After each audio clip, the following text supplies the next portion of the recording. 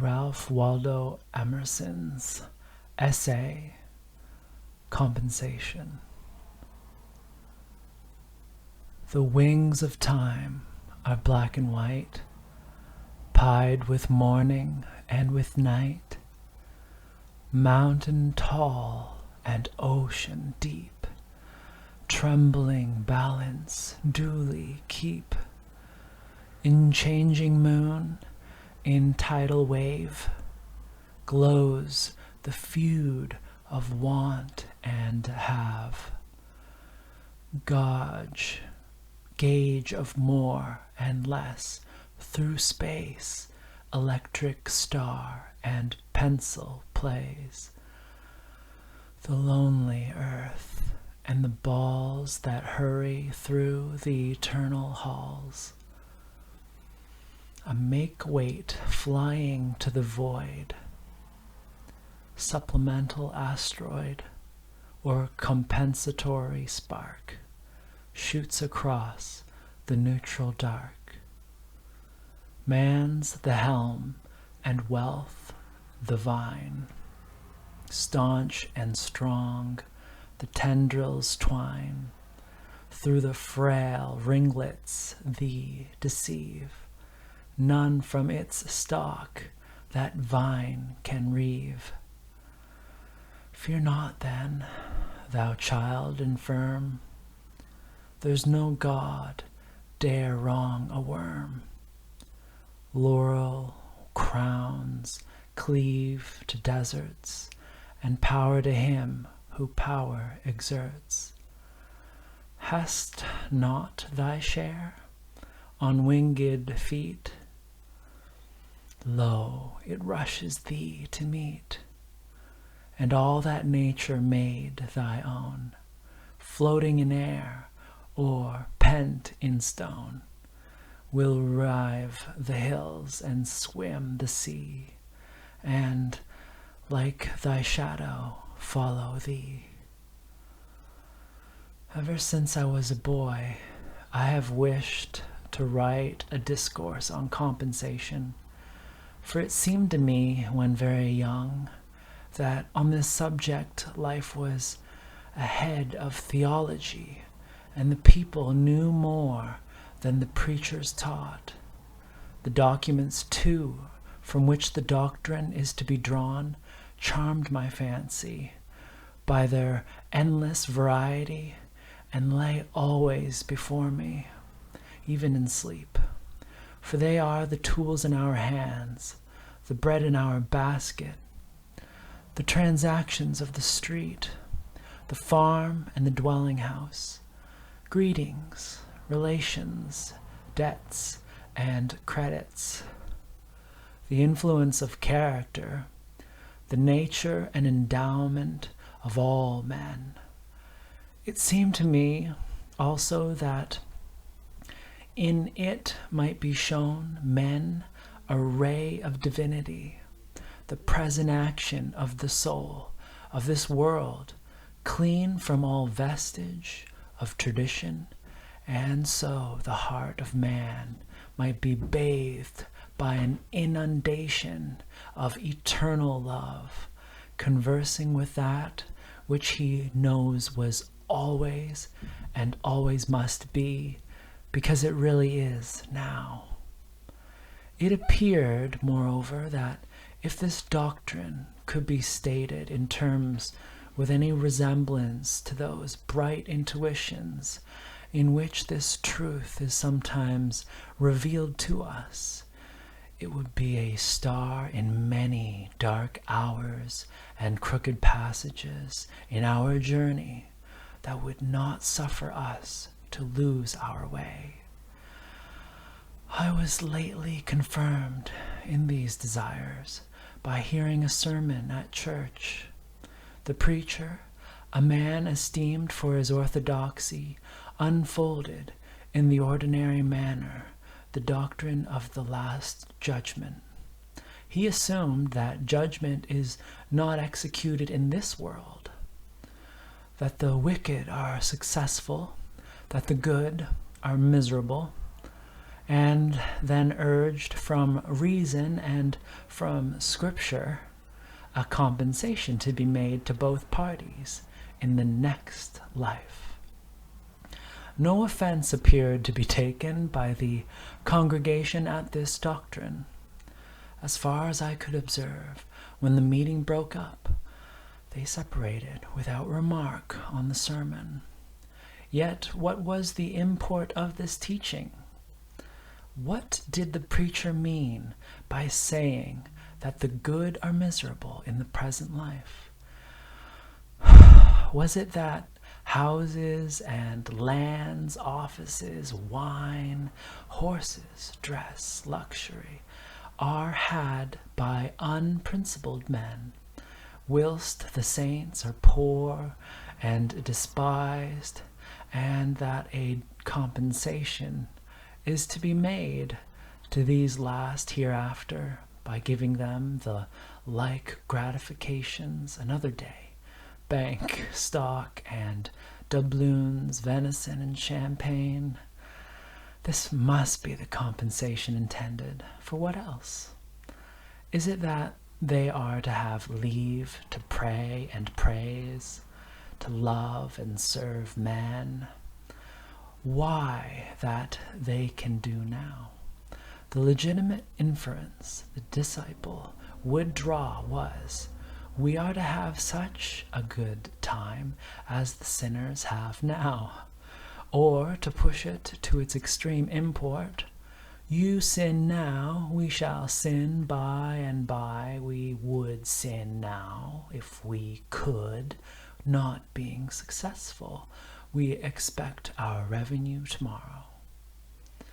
The fallacy lay in the immense concession that the bad are successful, that justice is not done now. The blindness of the preacher consisted in deferring to the base estimate of the market of what constitutes a manly success, instead of confronting and convicting the world from the truth, announcing the presence of the soul, the omnipotence of the will, and so establishing the standard of good and ill, of success and falsehood. I find a similar base tone in the popular religious works of the day, and the same doctrines assumed by the literary men when occasionally they treat the related topics. I think that our popular theology has gained in decorum and not in principle over the superstitions it has displaced. But men are better than this theology. Their daily life gives it the lie. Every ingenious and aspiring soul leaves the doctrine behind him in his own experience, and all men feel sometimes the falsehood which they cannot demonstrate. Few men are wiser than they know. That which they hear in schools and pulpits without afterthought, if said in conversation, would probably be questioned in silence. If a man dogmatized in a mixed company on providence and the divine laws, he is answered by a silence which conveys well enough to an observer the dissatisfaction of the hearer, but his incapacity to make his own statement. I shall attempt in this and the following chapter to record some facts that indicate the path of the law of compensation, happy beyond my expectation if I shall truly draw the smallest arc of this circle.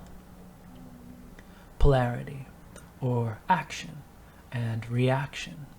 We meet in every part of nature, in darkness and light, in heat and cold, in the ebb and flow of waters, in male and female, in the inspiration and expiration of plants and animals, in the equation of quantity and quality, in the fluids of the animal body, in the systole and diastole of the heart, in the undulations of fluids and of sound, in the centrifugal and centripetal gravity, in electricity, galvanism, and chemical affinity.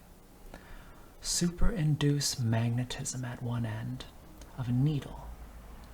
The opposite magnetism takes place at the other end. If the south attracts, the north repels. To empty here, you must condense there. An inevitable dualism bisects nature, so that each thing is a half and suggests another thing to make it a whole. As spirit, matter, man, woman, odd, even, subjective, objective, in, out, upper, under, motion, rest, yea, nay. Whilst the world is thus dual, so is every one of its parts. The entire system of things gets represented in every particle. There is somewhat that resembles the ebb and flow of the sea, day and night, man and woman in a single needle of the pine, in a kernel of corn, in each individual of every animal tribe. The reaction, so grand in the elements, is repeated within these small boundaries. For example, in the animal kingdom, the physiologist has observed that no creatures are favorites, but a certain compensation balances every gift and every defect. A surplusage given to one part is paid out of a reduction from another, part of the same creature. If the head and neck are enlarged, the trunk and extremities are cut short. The theory of the mechanic forces is another example. What we gain in power is lost in time, and the converse. The periodic or compensating errors of the planets is another instance. The influences of climate and soil in political history is another. The cold climate invigorates. The barren soil does not breed fevers, crocodiles, tigers, or scorpions. The same dualism underlies the nature and condition of man. Every excess causes a defect, every defect an excess. Every sweet hath its sour, every evil is good. Every evil its good. Every faculty which is a receiver of pleasure has an equal penalty put on its abuse. It is to answer for its moderation with its life. For every grain of wit there is a grain of folly. For everything you have missed, you have gained something else. And for everything you gain, you lose something. If riches increase, they are increased that use them. If the gatherer gathers too much, nature takes out of the man what she puts into his chest, swells the estate, but kills the owner. Nature hates monopolies and exceptions. The waves of the sea do not more speedily seek a level from their loftiest tossing than the varieties of condition tend to equalize themselves. There is always some leveling circumstance that puts down the overbearing, the strong, the rich, the fortunate, substantially on the same ground with all others. Is a man too strong and fierce for society, and by temper and position a bad citizen, a morose ruffian, with a dash of the pirate in him, nature sends him a troop of pretty sons and daughters who are getting along in the dame's classes at the village school, and love and fear for them smooths his grim scowl to courtesy. Thus she contrives to intenerate the granite and felspar, takes the boar out and puts the lamb in, and keeps her balance true. The farmer imagines power and place are fine things, but the president has paid dear for his White House. It has commonly cost him all his peace, and the best of his many attributes, to preserve for a short time so conspicuous an appearance before the world. He is content to eat dust before the real masters who stand erect behind the throne. Or do men desire the more substantial and permanent grandeur of genius?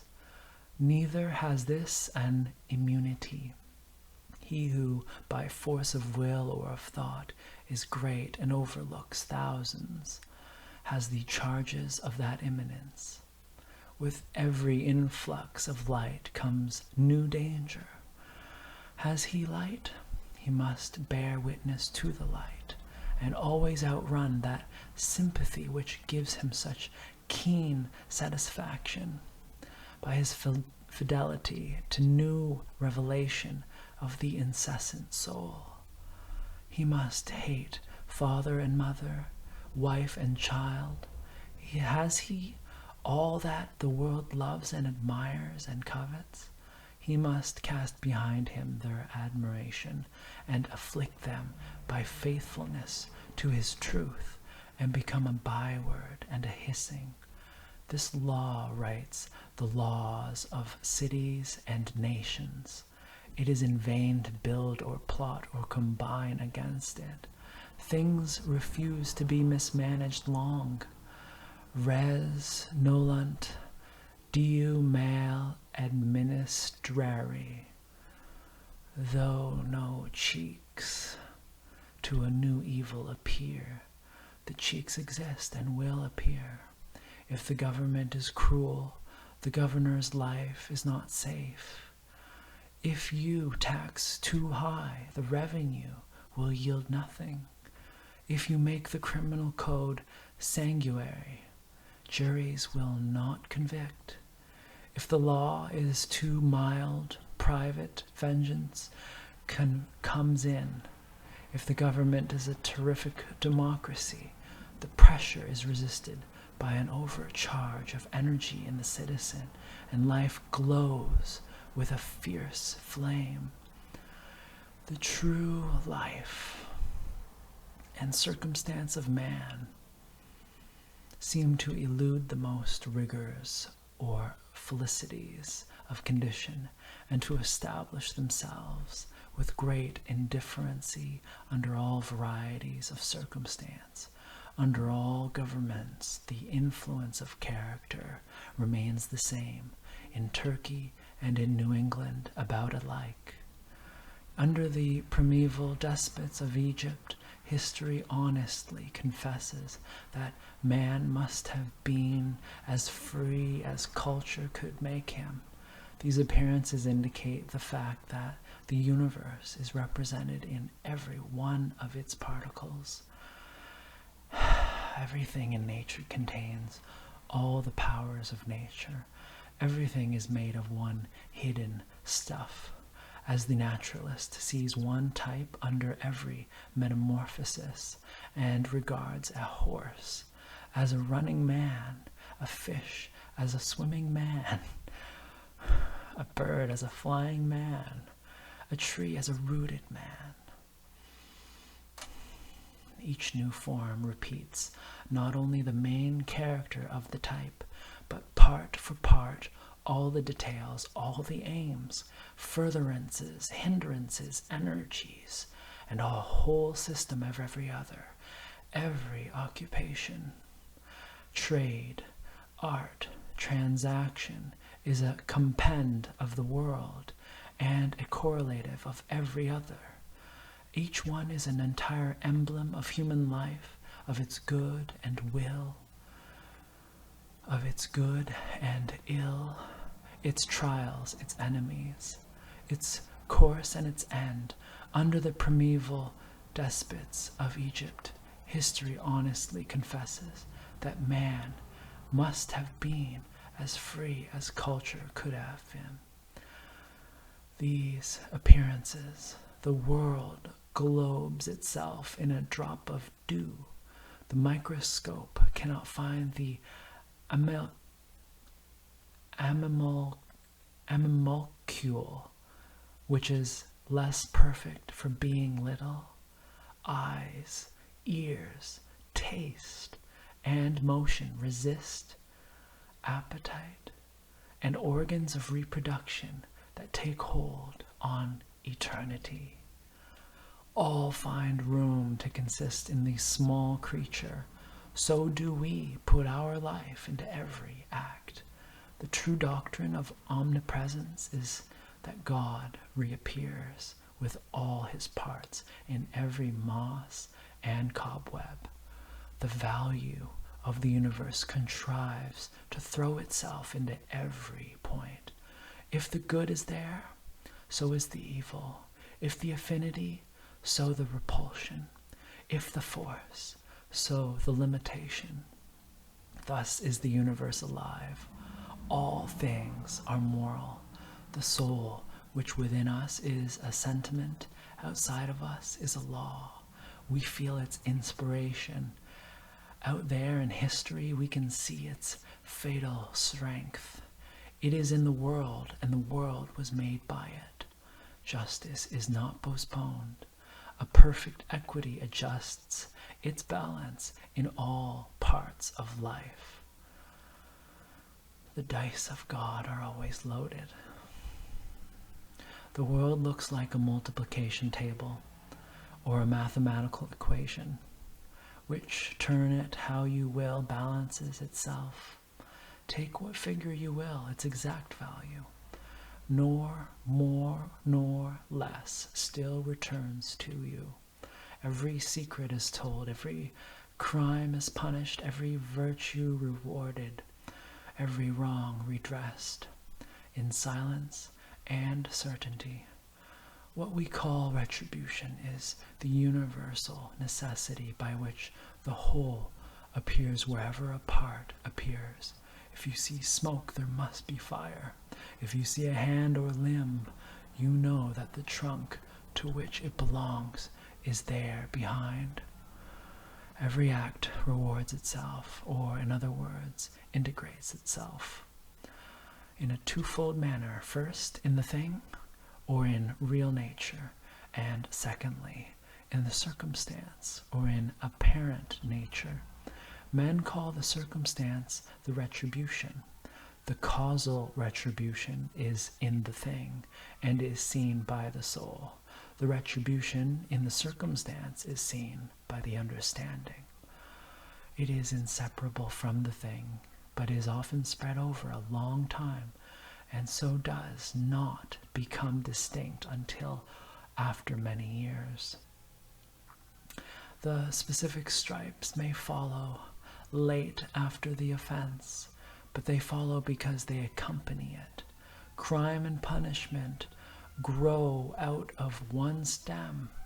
Punishment is a fruit that, unsuspected, ripens within the flower of the pleasure which concealed it.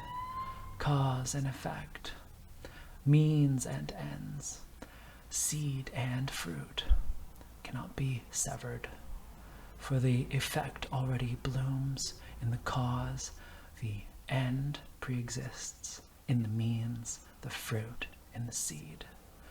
Whilst thus the world will be whole and refuses to be disparted, we seek to act partially, to sunder, to appropriate, for example, To gratify the senses, we sever the pleasure of the senses from the needs of the character.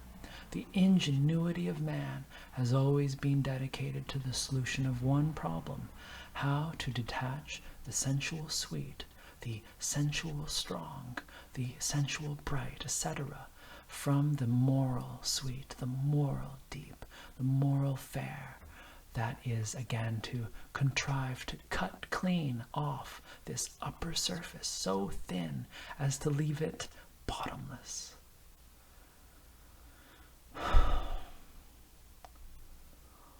To get at one end without an other end. The soul says, eat, the body would feast. The soul says, the man and woman shall be one flesh and one soul. The body would join the flesh only. The soul says, have dominion over all things to the ends of virtue. The body would have the power over things to its own ends. The soul strives amain to live and work through all things. It would be the only fact. All things shall be added onto it: power, pleasure, knowledge, beauty. The particular man aims to be somebody, to set up for himself, to truck and higgle for a private good, and in particular to ride, that he may ride, to dress, that he may be dressed, to eat, that he may eat, and to govern, that he may be seen. Men seek to be great. They would have offices, wealth, power, and fame. They think that to be great is to possess one side of nature, the sweet, without the other side, the bitter. This dividing and detaching is steadily counteracted. Up to this day, it must be owned, no projector has had the smallest success. The parted water reunites behind our hand. Pleasure is taken out of pleasant things, profit out of profitable things, power out of strong things. As soon as we seek to separate them from the whole, we can no more have things and get the sensual good by itself than we can get an inside that shall have no outside, or a light without a shadow. Drive out nature with a fork, she comes running back. Life invests itself with inevitable conditions, which the unwise seek to dodge, which one and another brags that he does not know, that they do not touch him, but the brag is on his lips. The conditions are in his soul. If he escapes them in one part, they attack him in another more vital part. If he has escaped them in form and in the appearance, it is because he has resisted his life and fled from himself, and the retribution is so much death. So signal is the failure of all attempts to make this separation of the good from the tax, that the experiment would not be tried, since to try it is to be mad. But for the circumstance that when the disease began in the will of rebellion and separation, the intellect is at once infected, so that the man ceases to see God whole in each object, but is able to see the sensual allurement of an object, and not see the sensual hurt.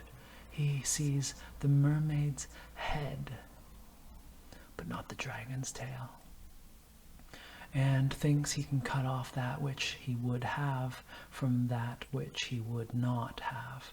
How secret art thou, who dwellest in the highest heavens in silence, O thou only great God, sprinkling with an unwearied providence certain penal blindness upon such as have unbridled desires.